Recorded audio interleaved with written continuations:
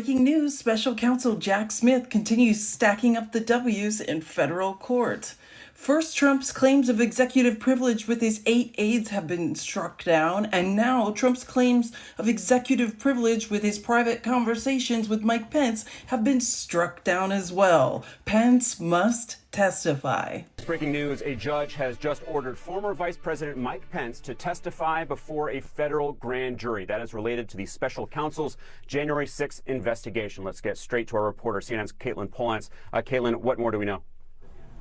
Well, I'm just learning from a source that Mike Pence, the former vice president, does have to testify to the grand jury investigating January 6th, that federal grand jury in Washington, D.C. Not only does he have to testify, but he will have to testify about conversations he had with Donald Trump himself leading up to January 6th. So that crucial piece of information that the Justice Department has sought and that Pence has sort of divulged in his public speeches and in his book previously, but that the grand jury has not heard about yet. The conversations before January 6th when Donald Trump and Mike Pence were on the phone one-on-one, and Donald Trump apparently was berating him, calling him names, that sort of thing in this criminal investigation. He is going to have to share that. Now, we have confirmed, too, that this ruling came down yesterday in the D.C. District Court from the new Chief Judge, Jeb Boasberg. He also shot down Donald Trump's arguments that the conversation should be protected because of presidential secrecy, executive privilege. So Trump lost in this court fight,